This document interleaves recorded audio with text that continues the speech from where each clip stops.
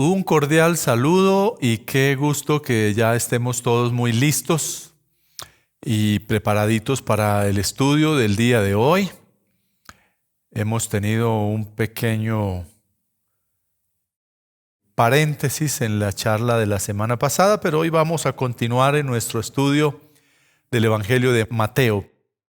Así es que bienvenidos todos y qué alegría que estén ahí listos y muy conectados para que aprendamos juntos de la palabra de Dios. Así es que vamos a orar y vamos a poner en la mano de Dios este tiempo. Soberano Dios, te damos gracias y te bendecimos porque nos das otra oportunidad, Señor, de venir ante tu presencia, de poder acercarnos a ti, Señor. Gracias porque tú eres fiel y bueno con nosotros y nos amas, nos bendices y cada día vemos esa fidelidad y ese amor tuyo en nuestras vidas, Señor. Por eso te honramos, te exaltamos, nos ponemos en tus manos, Señor.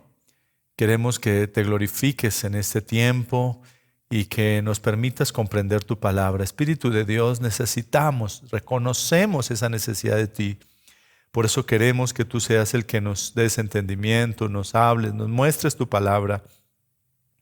En tus preciosas manos nos ponemos en esta hora, Señor. En Cristo Jesús. Amén.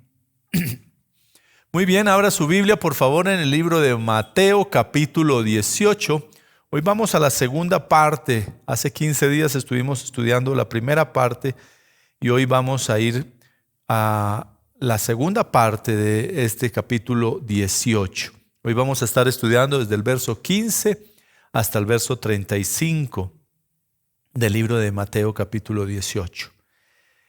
Muy bien, dice la palabra del Señor, cómo se debe perdonar al hermano. Verso 15 en adelante dice, por tanto, si tu hermano peca contra ti, ve y repréndele, estando tú y él solos. Si te oyere, has ganado a tu hermano. Mas si no te oyere, toma aún contigo a uno o dos, para que en boca de 2 o 3 testigos conste toda palabra. Si no los oyere a ellos, dilo a la iglesia, y si no oyere a la iglesia, tenle por gentil y publicano. De cierto os digo que todo lo que atéis en la tierra será atado en el cielo, todo lo que desatéis en la tierra será desatado en el cielo. Otra vez os digo que si 2 de vosotros se pusieren de acuerdo en la tierra acerca de cualquier cosa que pidieren, les será hecho por mi Padre que está en los cielos. Porque donde están 2 o 3 congregados en mi nombre, allí estoy yo en medio de ellos. Entonces se le acercó Pedro y le dijo, Señor, ¿cuántas veces perdonaré a mi hermano que peque contra mí? ¿Hasta 7? Jesús le dijo, no te digo hasta 7, sino aún hasta 70 veces 7. Entonces, estos versos que hemos venido estudiando en esta primera parte nos están hablando y nos enseña el mismo Señor Jesús respecto a los pasos que se deben seguir para resolver los conflictos en medio de la iglesia, en medio de la congregación, con los hermanos en la iglesia. ¿De qué manera debemos resolver esos conflictos? Y la primera cosa que tenemos que hacer, según lo que nos está ilustrando aquí la palabra de Dios, en el verso 15, es confrontar en forma individual. Dice, volvemos a leer el verso 15, dice, por tanto, si tu hermano peca contra ti, ve y repréndele estando tú y él solos. Si te oyere, has ganado a tu hermano. Muchas personas en algunas ocasiones se callan de pronto ante alguna diferencia contra alguna persona, contra un hermano en la iglesia. Empiezan a albergar cosas en su corazón, se guardan estas cosas en el corazón o inclusive empiezan a hablar con personas totalmente distintas a la persona con la que de pronto hay alguna diferencia, aquella persona con la que de pronto le ofendió, en lugar de acudir primero a esa persona y poder hablar con ella. Entonces, esto no es lo que nos está enseñando la palabra de Dios, que es el procedimiento correcto. Porque esto empieza a generarse inconvenientes y empieza a generar malestar dentro de la iglesia. Y lo que el Señor nos enseña es que debemos hablar directamente con el ofensor, con aquella persona que nos hizo mal. Fíjense que aquí una invitación que nos hace es que cuando nos ofenden, somos nosotros los que debemos acudir. Se supone que somos los maduros, somos las personas que tenemos ya esa firmeza espiritual, ese conocimiento de la palabra de Dios. Entonces, como creyentes, la palabra de Dios y el mismo Señor Jesús nos está diciendo que tenemos que acudir directamente al ofensor. Directamente debemos acudir a Él y no generar murmuraciones y críticas y chismes y habladurías, porque esto no trae ningún beneficio y no va a ser de bendición para nadie. Incluso para la misma persona que es ofendida no va a hacer eso bendición. Entonces, esto es lo primero que se tiene que hacer. Cuando se hace este procedimiento y de pronto no se logra un entendimiento, la otra persona, el ofensor, es renuente y no reconoce su falla, no reconoce su necedad, pues bueno, ahí es donde tenemos que pasar a la segunda instancia que nos está mencionando también la palabra de Dios, que está en el verso 6. Entonces, el segundo aspecto que nos menciona aquí es llevar el caso ante uno o dos testigos. Dice, mas si no te oyere, toma aún contigo a uno o dos, para que en boca de 2 o 3 testigos conste toda palabra. Entonces, cuando no se logra y hacemos el proceso como la palabra de Dios nos manda, recordemos que estuvimos hablando precisamente en la charla anterior del domingo, estuvimos hablando respecto a la importancia del amor y cómo tenemos que procurar que de verdad en nosotros haya ese amor para reflejarlo a los demás. Una de esas cosas es que si no, definitivamente con la persona que queremos nosotros o ese ofensor, queremos que las cosas se restauren y de no lograrse, entonces la invitación que nos está haciendo acá es a que busquemos ahora unos testigos. Por supuesto que esos testigos tienen que ser personas dentro de la iglesia, personas temerosas de Dios, personas que tengan alguna preparación también o alguna madurez ya dentro de la iglesia, porque pues por supuesto que no podemos acudir a personas nuevas dentro de la iglesia para que sean testigos de estas cosas, porque esto va a ser nocivo. Entonces la invitación que nos hace aquí es que busquemos y estos testigos se convierten como en intermediarios que van a estar allí para que puedan ayudar a las dos personas a entenderse y a encontrar una solución al conflicto. Estas personas, pues por supuesto que deben ser personas muy neutrales, muy imparciales, no pueden estar a favor de uno o del otro, sino que tienen que ser neutrales en esto y conozcan la palabra de Dios, porque de esa manera van a poder apoyar como consejeros dentro de esta situación que se pueda estar presentando. Entonces, aquí no se trata de que estos testigos vayan a dar su opinión personal o su apreciación personal, sino que ellos puedan, bajo la luz de la palabra de Dios, bajo esos principios de la palabra de Dios, bajo la sabiduría de Dios, puedan también aportar en esa resolución de estos conflictos.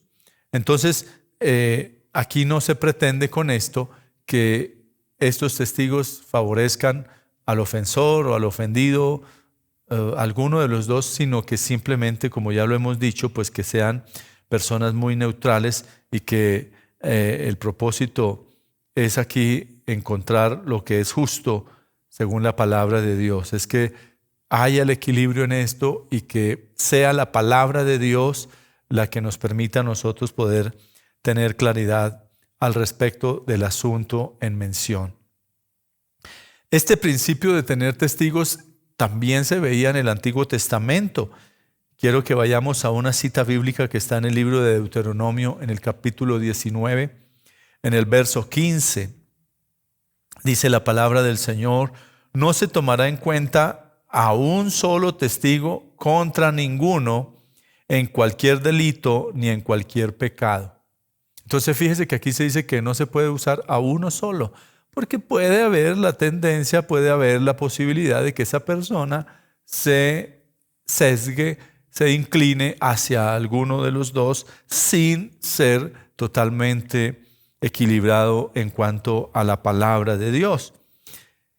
Dice aquí, en relación con cualquier ofensa cometida, solo por el testimonio de 2 o 3 testigos se mantendrá la acusación. Esto era lo que usaban también en el Antiguo Testamento, y estoy seguro que el Señor también está aquí tomando en cuenta estos aspectos que tal vez habían sido enfocados desde ese momento.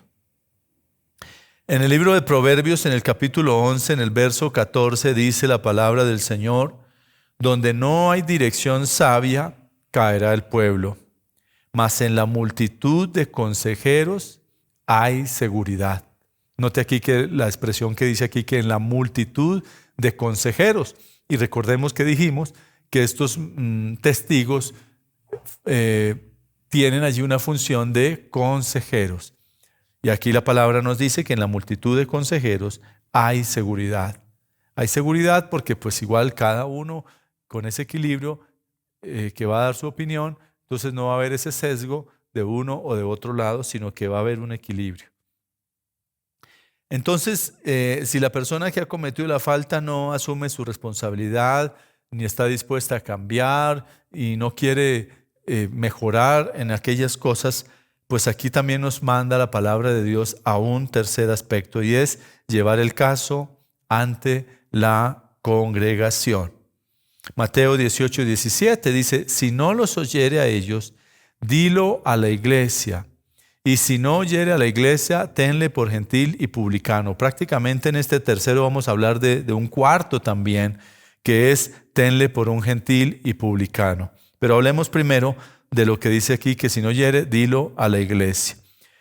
Esto de decirlo a la iglesia es importante que lo entendamos, y muchas cosas en la palabra de Dios tal vez no están escritas tan específicas y tan literales, dándonos el paso a paso, porque hay cosas que deben ser manejadas desde otro ámbito.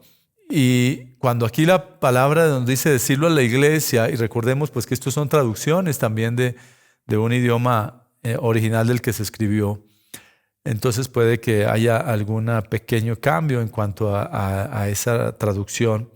Pero ese decirlo a la iglesia no es que vamos a pararnos allá en el púlpito, en la parte de adelante en la iglesia, a decírselo a todo mundo, porque en la iglesia pues llegan personas nuevas, cada rato están llegando personas nuevas a la iglesia, constantemente vienen personas nuevas.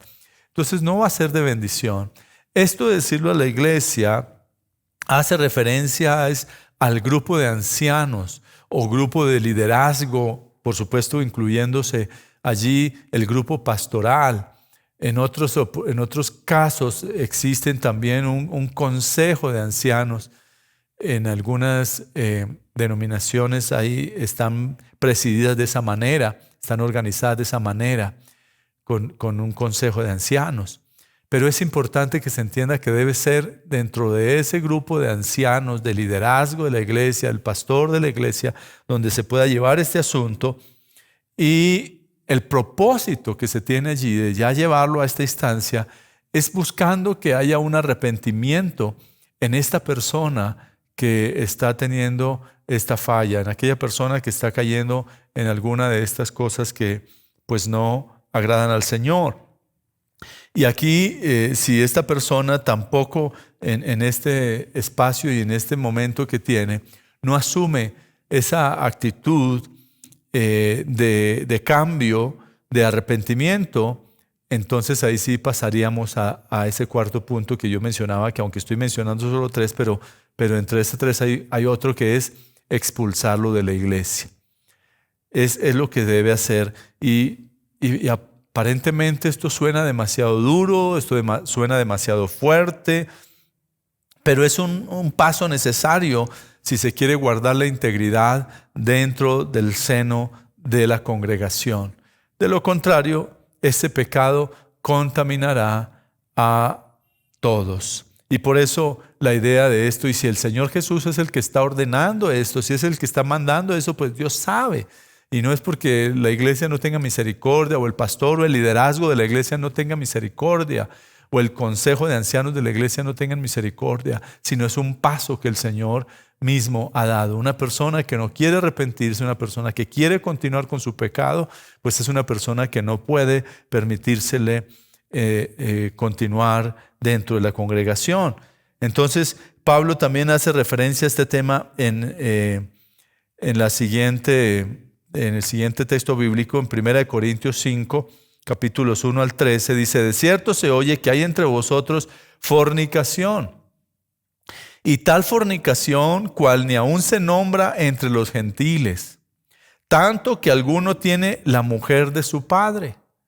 El apóstol Pablo está acusando allí a la iglesia de Corinto porque hay un hermano, hay una persona en la iglesia que se dice ser cristiano, pero resulta que este personaje tiene, tal vez su padre ya había muerto, pero el hombre andaba en fornicación con la viuda, o sea, con la mujer de su padre.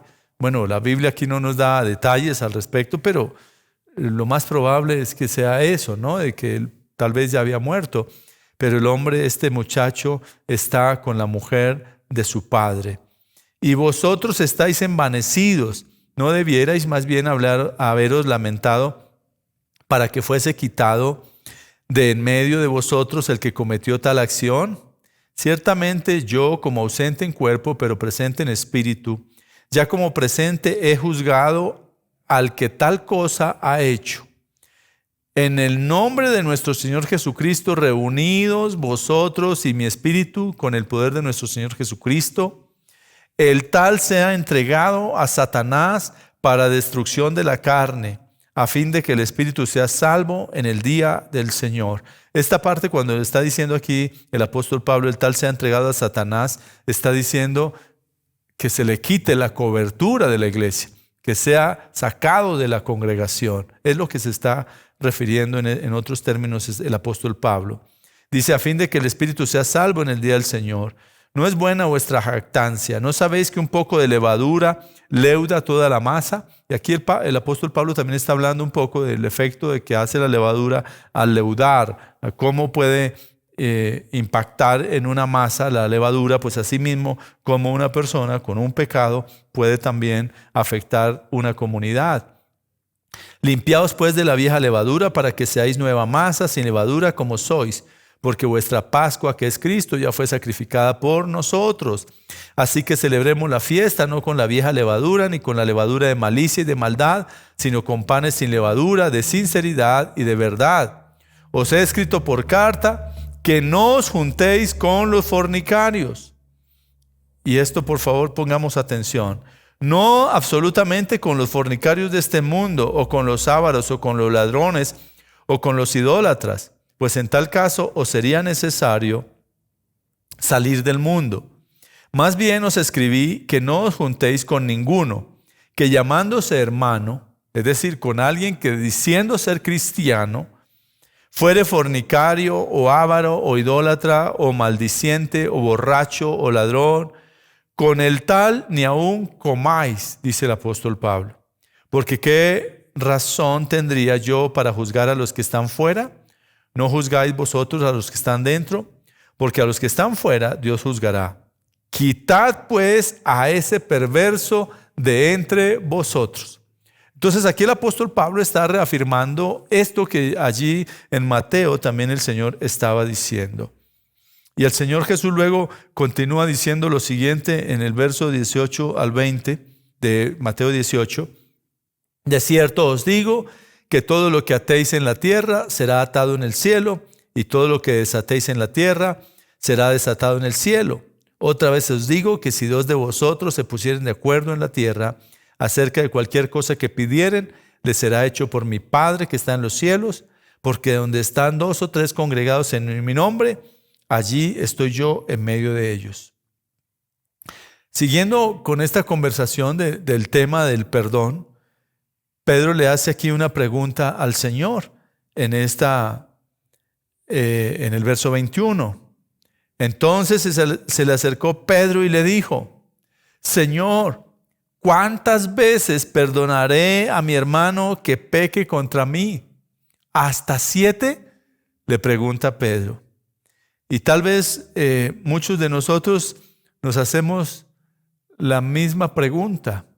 Si alguno estaba fallando, si alguno nos ofende, si alguno comete la misma falta una y otra vez, ¿debemos seguirle perdonando? Y el comentario de Pedro aparentemente parece ser muy generoso. Ay, Señor, hasta 7 veces, Señor. Pero el Señor Jesús va un poco más allá. Y la respuesta en el verso 22 le dice, Jesús le dijo: no te digo hasta 7, sino aún hasta 70 veces 7. Noten aquí la expresión que está usando el Señor Jesús. Hasta 70 veces 7. Si usted multiplica 70 por 7, le va a dar 490. Quiere decir que son 490 veces que usted debe perdonar. Pero por supuesto que el Señor aquí no estaba haciendo una referencia literal y no estaba diciendo entonces que usted tenía que llevar como un registro de 1 a 1 hasta llegar a 490 y entonces ya llegó hasta 490, a la 491, sí, qué pena, pero no se la perdono porque es que la Biblia me lo dice. No, el Señor no estaba teniendo esa idea en mente. Porque nosotros cuando vamos a la palabra siempre debemos tener en cuenta es el espíritu con que está escrita cada cosa. Y aquí el Señor lo que estaba queriendo decir es, bueno, las veces que sea necesaria, las veces que necesitemos perdonar, debemos estar dispuestos a perdonar. Por supuesto que en términos nuestros, en términos humanos, aparentemente 490, eso es como mucho. Pero si nosotros nos ponemos a sumar en nuestra larga historia de nuestra vida cada uno, ¿cuántas veces el Señor nos ha perdonado? ¿Cuántas veces el Señor nos ha tomado, ha pasado por alto nuestras necedades, nuestras ofensas, nuestro pecado, nuestra maldad? ¿Cuántas veces? ¿Cuántas veces tenemos que acudir al Señor y decirle: Señor, perdóname porque te fallé con esto? A diario estamos fallándole al Señor, a diario estamos... Si nomás contemos en un solo año. Y estoy seguro que por lo menos una vez le fallamos a Dios en cada día. Entonces, sume usted los días de un año, son 365 en solo un año. ¿Cuántos años lleva ya en la vida cristiana? Y el Señor nos sigue perdonando. Cada vez que fallamos, el Señor nos perdona, tiene misericordia de nosotros. Entonces, yo creo que si nos ponemos a hacer cuentas, en nuestros casos, en el caso de cada uno de nosotros, ya la cuenta pasó hace rato por ahí, porque el Señor es misericordioso. El Señor no lleva la cuenta, el Señor se olvida de nuestro pecado. En el libro de Miqueas hay un texto que nos ayuda a entender cómo el Señor siempre está teniendo misericordia y se olvida de nuestra necedad. Miqueas capítulo 7, versos 18 y 19. Dice la palabra del Señor: ¿qué Dios como tú que perdona la maldad y olvida el pecado del remanente de su heredad? Mire lo que está diciendo. Y olvida el pecado. No retuvo para siempre su enojo, porque se deleita en misericordia. Dios se deleita en la misericordia. Él es exageradamente misericordioso. Tiene misericordia de nosotros. Y luego dice allí: Él volverá a tener misericordia de nosotros, sepultará nuestras iniquidades y echará en lo profundo del mar todos nuestros pecados. Eso es lo que la Biblia nos está diciendo. Hay otro texto en la palabra de Dios que viene a mi memoria ahora, no lo tengo acá en el estudio, pero dice la Biblia que tanto lejos está el oriente del occidente, hizo Dios alejar de nosotros nuestras rebeliones. Entonces el Señor tiene misericordia, el Señor nos perdona, y así como Dios nos ha perdonado, Él espera que nosotros también podamos perdonar a nuestro prójimo, a nuestros hermanos en la iglesia, que nosotros no tengamos nada contra nadie, sino que podamos tener ese perdón. Y para ilustrar este principio, entonces el Señor cuenta esta siguiente parábola que está ahí a partir del verso 23, que dice en mi Biblia los dos deudores. Verso 23 en adelante dice, por lo cual el reino de los cielos es semejante a un rey que quiso hacer cuentas con sus siervos.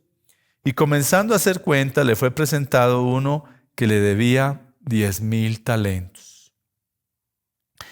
En la época de Jesús, un talento valía aproximadamente 4,000 denarios.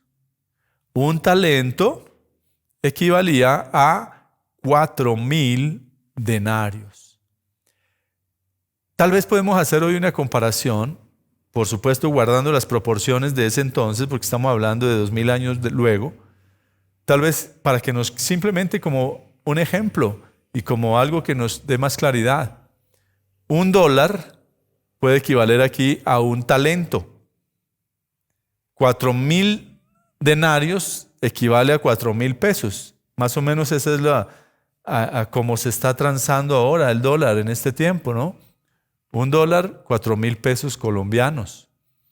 Entonces aquí es como para que nos acerquemos un poco a esa relación. Por supuesto que guardando esas proporciones, vuelvo e insisto, del tiempo transcurrido ya 2,000 años. Entonces un denario para aquel momento era equivalente a un día de salario, un denario. Y dijimos que un talento valía 4,000 denarios. Un solo talento valía 4,000 denarios. Y vuelvo a insistir, un denario era equivalente a un día de salario. ¿Y de dónde sacamos esa cifra? Pues la misma Biblia nos lo dice.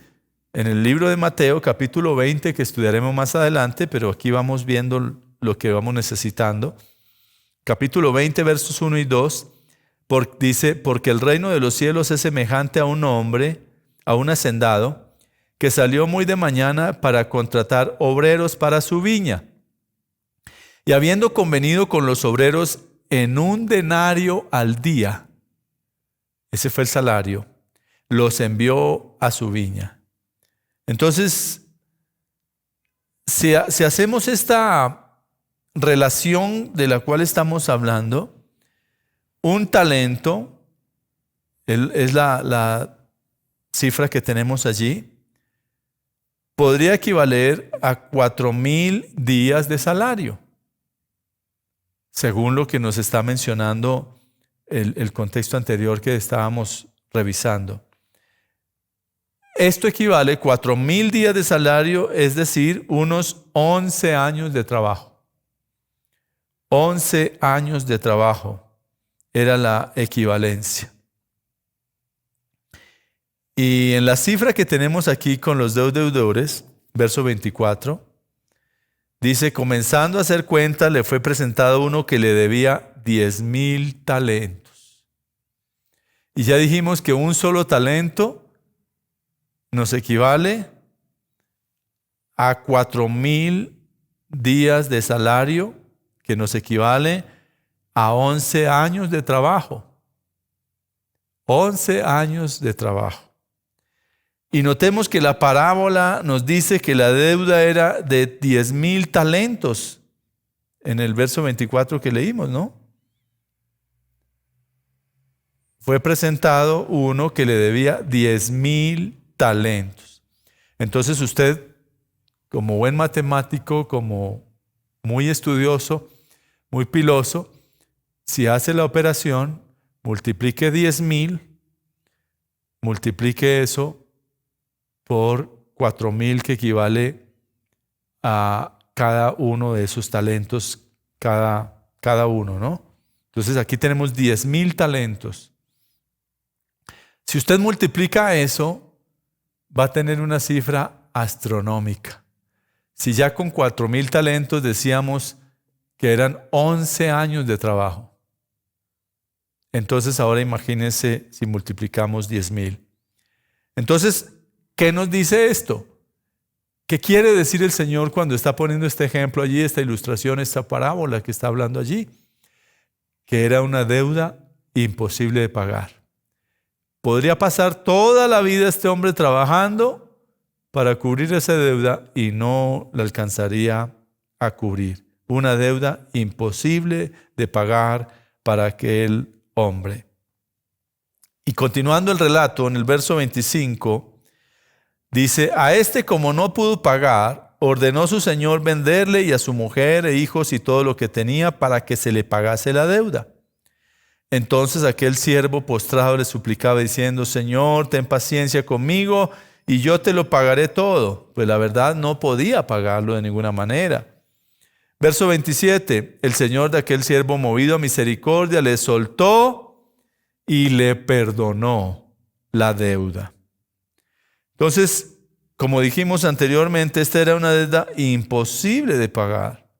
Sin embargo, aquí en este verso 27 nos dice: el señor de aquel siervo, movido a misericordia, le soltó y le perdonó la deuda. Eso fue precisamente lo que hizo el Señor con nosotros. Aunque no podíamos pagar la deuda por causa de nuestra necedad, de nuestro pecado, era una deuda tan alta que no había cómo pagarla, no había cómo poder restaurar eso. Sin embargo, Dios nos perdonó mediante el sacrificio de su Hijo Jesucristo. Hace unos días atrás hablábamos, una de las cosas que aprendíamos cuando estábamos hablando precisamente de la esclavitud, cómo el Señor nos compró, pero nos dejó libres. Cómo el Señor pagó el precio por nosotros, que éramos esclavos del pecado, pero el Señor nos dejó libres. Y a esto es a lo que se está refiriendo aquí precisamente la palabra de Dios. Como el Señor y esa deuda que nosotros tenemos. Ningún ser humano sobre la faz de la tierra puede pagar la deuda que le permita reconciliarse con Dios. Ni todo el dinero del mundo reunido junto puede pagar la deuda. No hay nada humano con lo que nosotros podamos reconciliarnos con el Padre. Solo la sangre de Jesucristo es la que puede traer transformación, es la que puede pagar esa deuda. Y eso fue lo que hizo Jesucristo en la cruz del Calvario. Por eso cuando el Señor estaba ya en las últimas palabras, el Señor dijo: consumado es. La deuda está pagada. Ya está saldada la deuda. Ya hice la tarea. Porque nadie lo podía hacer. Verso 28, continúa el relato. Pero saliendo aquel siervo, el siervo al que le habían perdonado esa deuda astronómica, halló a uno de sus consiervos que le debía 100 denarios. 100 denarios son 100 días de trabajo. Quiere decir un poquito más de 3 meses de trabajo. Eso era lo que nos dice allí la palabra de Dios. Dice: y haciendo de él, esto si lo comparamos nosotros en 100 días de salario, pues podemos equivalerlo a 3 salarios mínimos y un poquito más. En nuestro tiempo, que pues tal vez era una deuda que sería más fácil de poder pagarla, ¿cierto? Dice: pero saliendo aquel siervo halló a uno de sus consiervos que le debía 100 denarios y haciendo de él, le ahogaba diciendo: págame lo que me debes. Entonces su consiervo, postrándose a sus pies, le rogaba diciendo: ten paciencia conmigo y yo te lo pagaré todo. Mas él no quiso, sino fue y le echó en la cárcel hasta que pagase la deuda. Qué tremenda historia que nos cuenta aquí el Señor, y qué importante que nosotros nos sintonicemos acá en qué parte de la historia nosotros estamos. Este hombre que le había sido perdonada la deuda salió y de camino de repente se encuentra con uno que le debía apenas 100 denarios y ya lo tenía allí ahorcándolo, ya estaba allí y al punto que lo mandó a la cárcel, según lo que nos dice aquí la palabra de Dios. Como no tenía cómo pagarle a este hombre, una condición muy miserable, muy pobre, muy escasa, no tenía cómo pagarle, pues le tocó dejar que el otro lo mandara a la cárcel, pues no tenía cómo pagarle en ese momento. Entonces, este hombre no quiso perdonar, a pesar de que con él habían tenido una misericordia mayor.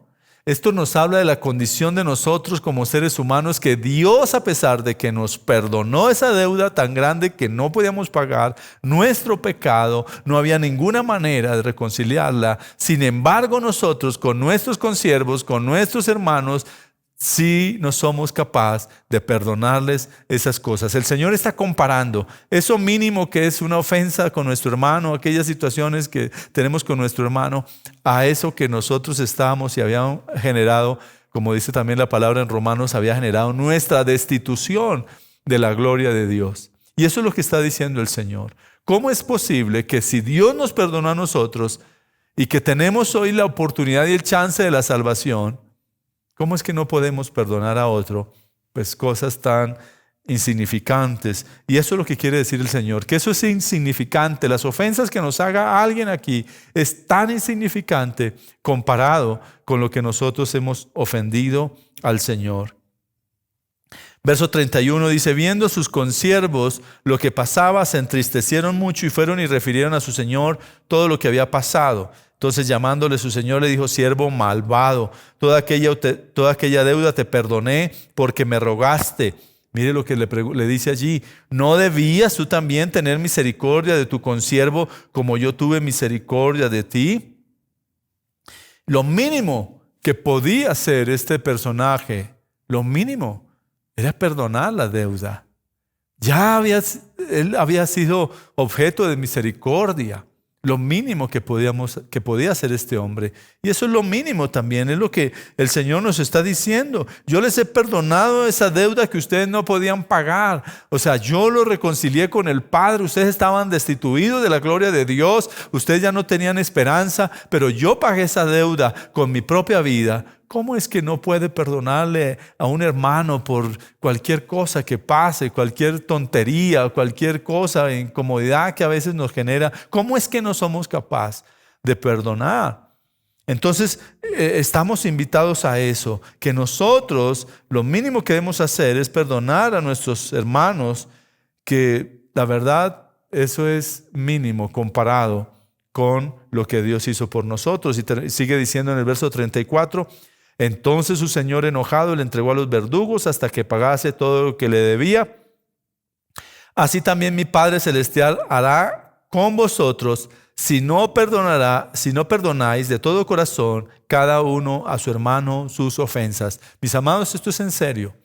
Esto no es un juego. El Señor lo está diciendo en su palabra. Si nosotros no somos capaces de perdonar, hay que examinar qué es lo que está pasando en nuestro corazón, qué es lo que hay en nuestras vidas. Si de verdad es que no hemos entendido el plan maravilloso de Dios, ese plan completo de Dios, y que nosotros de verdad podamos perdonar a los que nos ofenden. El Señor también lo dijo en Mateo capítulo 6, 14 al 15, cuando estaba enseñándoles a orar. Les dice allí en Mateo 6, porque si perdonáis a los hombres sus ofensas, os perdonará también a vosotros vuestro Padre Celestial. Mas si no perdonáis a los hombres sus ofensas, tampoco vuestro Padre os perdonará vuestras ofensas. Y aquí es un mandato claro, y son palabras mayores, son palabras del Señor donde nos está diciendo, oiga, tenemos que tener una actitud de perdón. El mandato del Señor es muy claro. Debemos perdonar. La falta de perdón, mi amado, trae amargura, trae resentimiento, trae odio, trae problemas de salud. Muchas personas están enfermas, están con artritis, con problemas en las articulaciones, precisamente por la falta de perdón. Lo mejor que podemos nosotros hacer es perdonar. David en alguna oportunidad en uno de los salmos precisamente también expresa, mientras callé, envejecieron mis huesos. Mientras él cayó, mientras no tuvo la posibilidad, la capacidad de pedir perdón y de perdonar, él tuvo problemas con sus huesos. Lo mejor que podemos hacer nosotros es perdonar. Y en oración debemos pedirle a Dios que nos permita mantener un corazón limpio y dispuesto a perdonar. No se deje argumentar, no se deje llenar de resentimiento, no se deje llenar de argumentos, no se deje llenar de motivos. No nos sirve de nada. La Biblia nos dice en el libro de Romanos, en el capítulo 12, en el verso 18, si es posible, en cuanto dependa de vosotros, estad en paz con todos los hombres. Aquí la palabra de Dios nos es clara y dice que en lo que dependa de nosotros tenemos que estar en paz. con las demás personas. No necesitamos esperar que alguien venga a pedirnos perdón, aun si esas personas nos han ofendido, sino podemos nosotros acercarnos a ellos, porque la idea es que nosotros podamos estar en paz con todo el mundo. No nos dejemos llenar de argumentos ni de motivos con nuestro prójimo. Eso no va a traer ninguna bendición a nuestras vidas. Termino con este verso en la palabra de Dios. Es importante que recordemos lo que el Señor Jesús, estas palabras usadas por el Señor Jesús, Mateo 11:29. Dice la palabra: llevad mi yugo sobre vosotros. Y mire lo que sigue diciendo y téngalo ahí muy grabadito. Y aprended de mí, que soy manso y humilde de corazón, y hallaréis descanso para vuestras almas. He escuchado a algunos que dicen manso pero no menso. Pero eso no es lo que el Señor está diciendo. Tenemos que tener mansedumbre. Si no somos mansos, no vamos a poder perdonar. Vamos a tener siempre una actitud altiva, orgullosa, altanera, arrogante. Y no nos va a llevar a ninguna bendición. Qué bueno cuando nosotros podemos acatar las instrucciones que nos da la palabra de Dios. Mis amados, hemos terminado este capítulo 18 de Mateo. Vamos a orar y vamos a darle gracias a Dios por este tiempo. Señor, gracias. Gracias por darnos esta oportunidad maravillosa de poder meditar en tu palabra. Gracias por todo lo que nos dejaste escrito, porque siempre serán lecciones y siempre será aprendizaje, siempre será instrucción para nuestras vidas, Señor. Ayúdanos a vivir conforme a tu palabra y procurando siempre, Señor, hacer tu voluntad, Señor. Vivir en esa obediencia, Señor, a tus mandatos. Y, Señor, vivir como tú mismo nos lo aconsejas y nos lo dices aquí. Sed mansos y humildes de corazón y hallaréis descanso para vuestras almas, Señor.